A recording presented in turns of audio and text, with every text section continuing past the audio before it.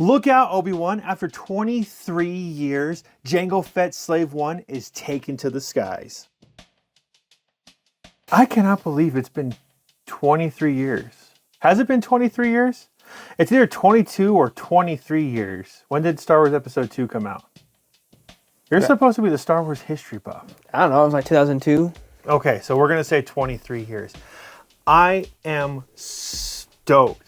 I love Jango Fett's Slave 1, and I am excited that we finally get a second iteration. The box right here. Ready? Completed. 2 seconds flat. No weird flash photography or cinema tricks. Just straight done with the Force. It was awesome enough to come pre-built in that box. It comes with 3 minifigures. Obviously, you're going to have Jango Fett, but it also comes with a young Boba Fett and Lama Su, which he does appear in the movie. Jango Fett himself sporting those 2 cool blasters that he wields in the movie. He's got an angry face and then a smoldering face. So he's just all around a super cool guy. Then you have his cloned son, a young Boba Fett sporting that emo hairdo, and he's also kind of like smoldering and then also kind of nervous. Kind of look like he pooped himself. Jango Fett is one of the most bad bounty hunters in Star Wars universe. It says he doesn't get that much love because he dies in Episode 2 of Mace Windu. Pretty sad. Because George Lucas. Shut up! Don't you make fun of George Lucas. He's still pretty cool. His ship is pretty cool. And I've got to say, with this, I love how small it is. I mean, for the price point, it was $69 US at 707 pieces. It is kind of expensive, but it's not as it's like as small, a little bit bigger than the. What are you laughing at? Than the original one. If you put them together, it's like they're the same. I can't even like talk like they're like the same size. I don't know what you're talking about. They're like the same size. It's like the size is the same. Whoa. So just like all the other versions, it does, this little thing spins. Now the other one, when you would There's only one other version. Talk about even the slave, even Boba Fett, because it's the same ship. I guess that's true. You know, he just paints it green. That's all he does.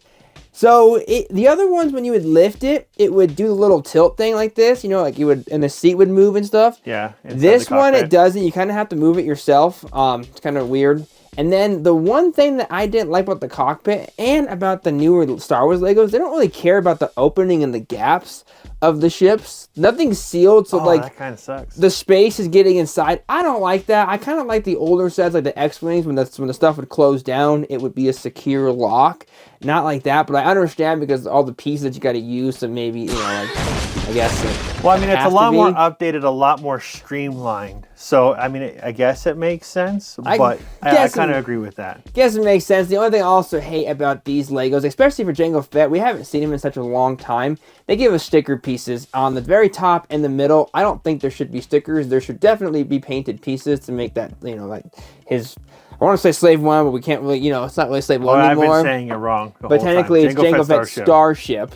To give that, like, you know, that nicer feel. And then it does come with 4 liability cannons that you can launch, and with a bunch of extra, you know, liability missile things that, in case you lose them, you know, you have more. But the one thing that I hate about that is they lose the effect of the guns. I mean, I guess it kind of looks like guns in his aspect of it. Yeah, it kind of works for him, actually. But a lot of the ships now, it doesn't really work. So I guess it kind of fits in. But I kind of wish the guns were longer, just a little bit longer, you know? Yeah, more movie accurate. But that's just a small nitpick. Now, show us the best part. The best part is when you do this, somehow, like this, it launches these little bombs out. The little seismic charges that, oh no, we lost one. A seismic charge, oh no, we lost 2. A seismic charge that blows up or tries to blow up Obi-Wan Kenobi. It's kind of cool. And then you can re-put them back in there, opening this up and throwing it inside. And the cool, one of the other cool parts is, if you remember in the movie, Jango Fett and them can like sit, and Boba Fett's like hovering above him all creepily.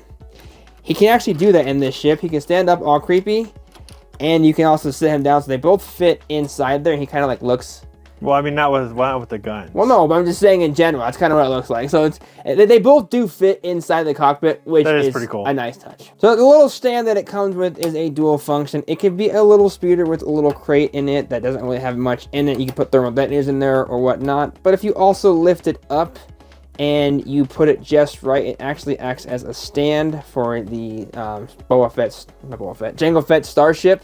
Just so you could either stand there, or for the movie, you could be like, it's standing up like that, I guess. I don't know. I don't remember that being like that, but that's fine, whatever. This build was not complicated at 707 pieces. I think it only took me about an hour and a half. I was going a little slow, a little rusty at Lego building, and I was taking my time.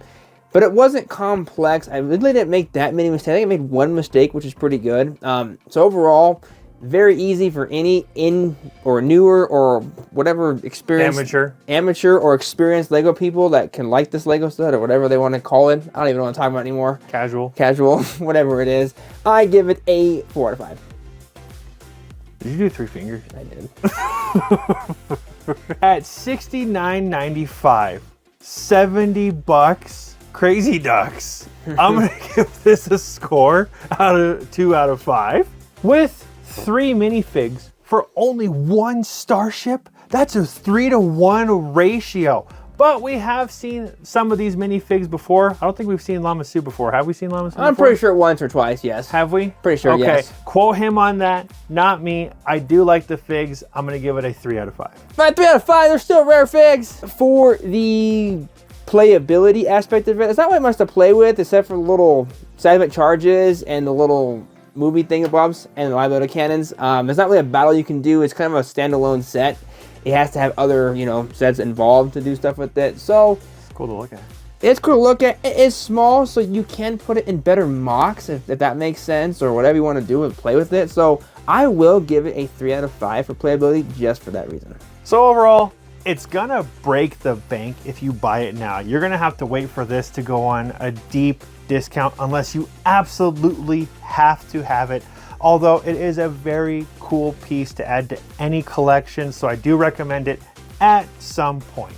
The only problem with that is I think every Lego set now is not worth the price. They're all expensive for the pieces you get. So unfortunately, if you want it, you're gonna have to get it. I mean, I don't think it's ever gonna go on sale unless you go to like Target or something like that. It's like $10 off. Maybe during the holidays. I don't know, but it seems like Lego's expensive nowadays, and it kind of sucks. But thank you guys for watching. Let us know down in the comments down below what you guys thought of this Lego set. Do you have it? Are you going to buy it? Do you agree with Jesse? Do you agree with me that, I forget what we were fighting about.